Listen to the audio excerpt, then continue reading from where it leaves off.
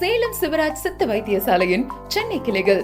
For appointment, call T Nagar branch 9940533500, Nungamakam branch 9788827500. என்னம்மா தங்கச்சி என்ன பண்ணிட்டு இருக்க? சும்மா தானே இருக்கேன். நீங்க என்ன பண்றீங்க? நான் இங்கே தான் சில இன்னொரு முக்கியமான வேலைகள்லாம் அரைஞ்சிட்டு முடிச்சுட்டு வந்தேன். பண்ணா இங்கே வந்து பார்த்தா ஏற்கனவே கேட்டிருந்த தகவல்லாம் இப்போதான் வந்து வரிசையாக குமிஞ்சுக்கிட்டு இருக்கு. என்னண்ணா தகவல்? நான் எதுவும் பார்க்கலையே. ஆமாம், நிறைய விஷயம் போயிட்டு இருக்குல்ல. கோயில் விஷயம், அந்த விஷயம். நேற்று பார்த்தீங்கன்னா வரிசையாக டிரான்ஸ்ஃபராக போயிட்டு இருந்துச்சுல. ஆமாண்ணா. ஆமாம், எல்லாத்த பற்றியும் தகவல் இருக்கு. என்னன்னா அந்த கோவில் நிலம் கரூரில் அந்த லேண்ட் பழனி லேண்ட் இருக்குல்ல, 100 கோடி கிட்ட. ஆமாண்ணா, அது சம்பந்தமா அந்த அமைச்சர் கூட ஏதோ சர்ச்சையில சிக்கியிருக்காரு. ஆமாம், சர்ச்சையில் சிக்கினதா நிறைய பேர் குற்றம் சாட்டுறாங்க. அதெல்லாம் தைரியமாக ஃபேஸ் பண்ணுவோம்னு சொல்லிட்டு யாராக இருந்தாலும் ஆக்ஷன் எடுப்போம்னு சொல்லியிருக்காரு. அதில் என்னன்னு பார்த்தீங்கன்னா பின்னாடி ஒரு மிகப்பெரிய ஒரு சம்பவம் நடந்திருக்கு. இந்த தகவல் வந்து முதன்மையானவராக இருக்கிற தளபதி அது வரைக்கும் போயிருக்குது. என்னண்ணா சொல்றீங்க? ஆமாம், என்னன்னா அந்த கிட்டத்தட்ட பார்த்தீங்கன்னா இதில் இந்த விஷயத்தில் வந்து 2 டிபார்ட்மெண்ட் சம்மந்தப்பட்டிருக்குல்ல. ஒன்று கோயில் டிபார்ட்மெண்ட், ஒன்று இன்னொன்று ரிஜிஸ்ட்ரேஷன் பண்ணுற டிபார்ட்மெண்ட், 2 சம்மந்தப்பட்டிருக்குல்ல. ஒரு படக்கூடிய விஷயம் என்னன்னா இந்த ரெண்டு டிபார்ட்மெண்ட்டுக்கு பார்த்தீங்கன்னா உயர் அதிகாரின்னு ஒருத்தர் மட்டும் இருப்பார்ல. இந்த 2 பேருக்கு ஒரே அதிகாரி தானாமா. ரெண்டு விஷயத்துக்கும் ஒரே ஆஃபீஸரா? ஆமாம், இந்த 2 துறைக்கும் பார்த்தீங்கன்னா ஒரே ஒரு அதிகாரி தான் பொறுப்பு இருக்கிறாரு. அதுலேயும் பார்த்தீங்கன்னா இவர் வந்து முன்னாடி நம்ம சூரிய கட்சி ஆட்சி இருந்துச்சுல, அப்போ பார்த்தீங்கன்னா அப்போ கோயில் அமைச்சராக இருந்தா அப்படில. அவர் வந்து இங்கே பார்த்தீங்கன்னா அந்த தலைநகரத்துக்கும் ஒரு முக்கியமான துறை ஒன்று இருந்துச்சு, இந்த டெவலப்மெண்ட் துறை ஒன்று. அதுக்கும் இன்சார்ஜாக இருந்தா அப்படி, கமிஷனராக இருந்திருக்கா அப்படி.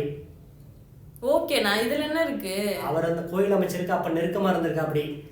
இப்ப பாத்தீங்கன்னா இந்த சர்ச்சைக்குரிய இந்த விஷயம் வந்து இந்த 2 துறைக்கும் ஒரே அதிகாரம் தெரிஞ்சதுல இருந்து பாத்தீங்கன்னா கிட்டத்தட்ட அந்த சம்பவத்துக்கு முன்னாடி வரைக்கும் பாத்தீங்கன்னா கிட்டத்தட்ட 100க்கும் மேற்பட்ட ஆபீசர் வந்து அந்த டிபார்ட்மெண்ட்ல டிரான்ஸ்ஃபர் பண்ணியிருக்காங்களாமா. அதுக்கப்புறம் பார்த்தீங்கன்னா அந்த பழனியில் இருக்கிற அந்த அதிகாரி இருக்காருல்ல, இப்போ கூட இது பண்ணாங்களே, சஸ்பெண்ட் பண்ணாங்கல்ல. ஆமாம், அதுக்கு முன்னாடி இருந்தவர் வந்து ப்ரொமோஷன் கொடுத்து ட்ரான்ஸ்ஃபர் பண்ணியிருக்காங்க போல இருக்குது. ப்ரொமோஷன் கொடுத்து ஏன் நான் ட்ரான்ஸ்ஃபர் பண்ணோம்? ஆமாம், அதுக்கு பார்த்தீங்கன்னா சில விஷயங்களை கண்டுக்காமல் இருக்கிறவங்க சில விஷயங்கள் செஞ்சாகணும்ல. அதனால ப்ரொமோஷன் முடிச்சு ட்ரான்ஸ்ஃபர் பண்ணியிருக்காங்க போல இருக்கு. இந்த விஷயம்லாம் நம்ம முதன்மையான ஒரு காதுகளுக்கு போயிருக்குதான். அவருக்கே போயிடுச்சா? ஆமாம், டைரெக்டாக அவருக்கு அதுக்கே போயிடுச்சு போல இருக்கு. அவர் தான் ஸ்மார்ட்டஸ்ட் பர்சன் சொல்கிறாங்கல்ல நிறைய பேர். அதனால எப்படியோ அவர் காதுக்கு போயிடுச்சு போல இருக்கு. சரி, இதுக்கெல்லாம் பின்னாடி இவ்வளோ விஷயம் இருக்கா பார்த்துக்கலாம்னு சொல்லிட்டு தன்னுடைய பாணியில் டீல் செய்ய காத்திருக்கிறாராம் தளபதி. இதான் நம்ம கிடைச்சிருக்கூடிய முதல் தகவல். என்ன ஆக்ஷன் எடுக்க போறான்னு ஏதாவது தெரியுமா? ஆமாம், தளபதி ஆக்ஷன் எப்பயும் அதிரடியாக இருக்கும்.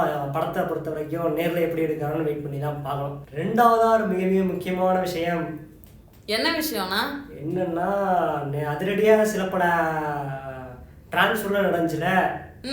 அதில் பார்த்தீங்கன்னா முன்னாடி நம்ம இந்த முக்கியமான போலீஸ் அதிகாரி இருக்காருல்ல, லஞ்ச ஒழிப்புத்துறைக்கு போட்டவர்.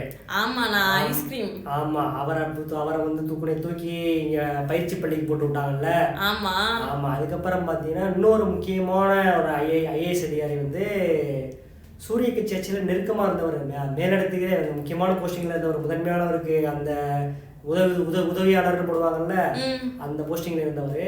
அவரையும் பார்த்தீங்கன்னா தூக்கி இன்னொரு போஸ்டிங்ல போட்டு விட்டாங்க.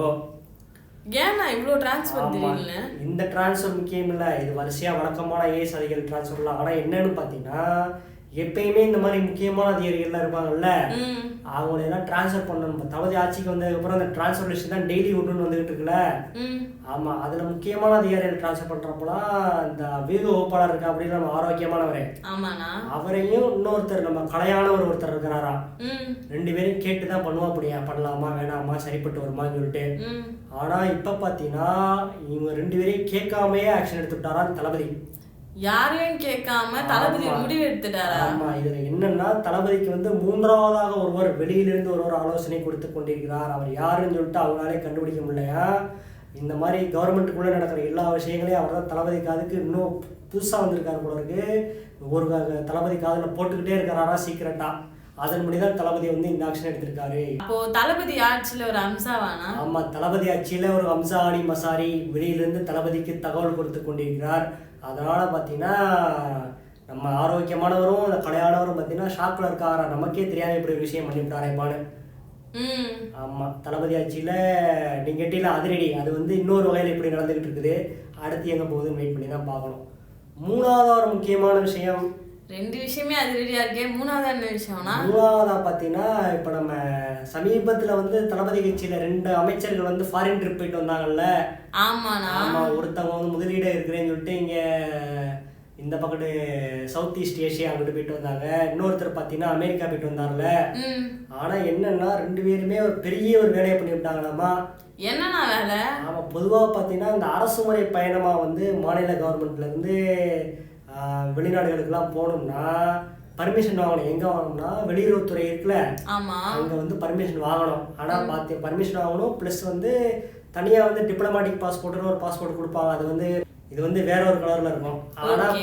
ஆனால் பார்த்தீங்கன்னா இவங்க அரசு முறை பயணமாக போனாங்கல்ல, போனது வந்து அவங்க தனிப்பட்ட பாஸ்போர்ட்டில் போயிட்டு வந்துட்டாங்களா, பர்சனலாக டூர் போன மாதிரி. இவங்க போனது மட்டும் இல்லாமல் அந்த அதிகாரிகள்லாம் இருக்காங்கள கூட போனவங்க, அவங்களும் கிட்டத்தட்ட அதே பாஸ்போர்ட்டை பர்சனல் பாஸ்போர்ட்டை யூஸ் பண்ணி போயிட்டு வந்துட்டாங்க போல இருக்குது. இதனால் வெளியுறவுத்துறை வந்து அப்படியே ஒரு அதிர்ச்சி ஆகிட்டு கடுப்பாயிட்டு வந்து நோட்டீஸ் அனுப்பிச்சுருத்தான் கவர்மெண்ட்டுக்கு. புதுசா வந்திருக்காங்க, இந்த ரூல்ஸ் அண்ட் ரெகுலேஷன்லாம் தெரியாம இருக்கும். புதுசா வந்தவங்களுக்கு தெரியாது, அதிகாரிகளுக்கு தெரியணும்ல அப்படின்னு சொல்லிட்டு ஷோகாஸ் நோட்டீஸ், அதாவது விளக்கம் கேட்டு நோட்டீஸ் வந்து அனுப்பிச்சிருக்கிறான். இதனால அதிகாரிகள்லாம் பதட்டத்தில் இருக்காங்களா, நம்ம டெல்லி எப்படி சமாளிக்க போகிறோம், அதே நேரத்தில் இந்த தகவலை நம்ம எப்படி புதுசாக வந்தவங்ககிட்ட சொல்ல போகிறோம், இந்த விஷயத்தை எப்படி நம்ம பெருசாக்காம பார்த்துக்கிறதுன்னு சொல்லிட்டு ஒரே ஷாக்குங்களை இருக்காதாமா. அடுத்த ஷாக்கான அப்டேட்லாம் வரிசையாக வந்துக்கிட்டே இருக்குது. Wait and watch. நான் தான் அட்ராசிட்டி ஆறுமுகம் பேசுறேன். எல்லாருமே அட்டன் பண்ணீங்க.